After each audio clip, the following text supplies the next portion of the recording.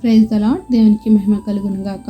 ప్రతిరోజు క్రమం తప్పక వాగ్దానాన్ని వీక్షిస్తున్న ప్రతి ఒక్కరికి యేసయ్య నామంలో ప్రత్యేక వందనములు. సబ్స్క్రైబ్ చేసుకొని అనేక మందికి షేర్ చేసి దేవుని మాటల ద్వారా బలపరచండి.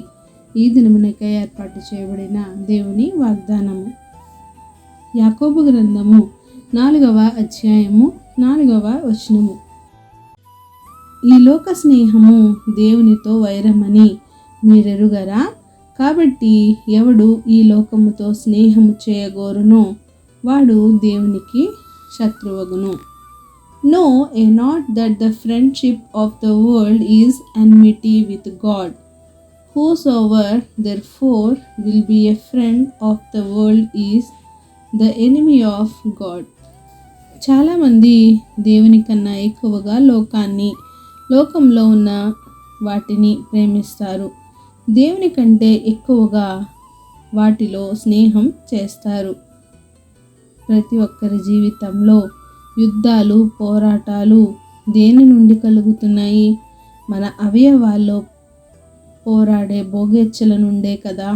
మన శరీర అవయవాలకు ఏదో ఒక ఆనందం, ఏదో ఒక తృప్తి పొందటానికి రకరకాలైనటువంటి యుద్ధాలు, పోరాటాలు రోజు జరుగుతూనే ఉంటాయి.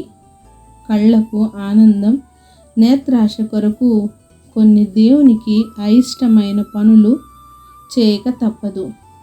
ప్రతి ఒక్క అవయవం కొరకు ఆజ్ఞను మేరడం, శరీర ఆశల కొరకు దేవుని అడగటం, ఆశించినది దొరకకపోవటం.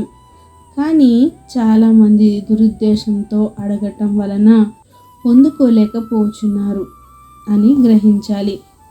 ఎంతసేపు దేవుని భోగాల నిమిత్తం అడగటం, లోకం కోసం, లోకంలో ఉన్న వాటి కోసం అడగటం వలననే దేవుడు మనతో ఈరోజు ఈ విధంగా సెలవిస్తున్నారు. లోకంతో స్నేహం చేయగోరువాడు దేవునికి శత్రువగును అని. నిజమే, దేవుని ప్రేమించేవాడు లోకాన్ని ప్రేమించడు.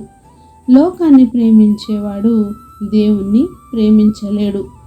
ఎవరైతే లోకాన్ని ప్రేమిస్తారో వాడు దేవునికి విరోధి.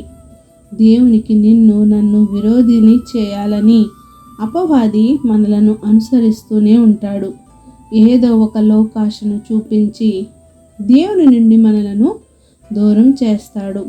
కనుక దేవుడు మనకు సెలవిస్తున్నది ఏమంటే, దేవునికి లోబడి ఉండుడి, అపవాదిని ఎదురించుడి, అప్పుడు వాడు మీ యొద్ద నుండి పారిపోవును. కనుక దేవునిలో మనం ఉండినట్లయితే దేవుడే మనకు సహాయంను అనుగ్రహించి అపవాదితో పోరాడే శక్తిని మనకు అనుగ్రహిస్తాడు.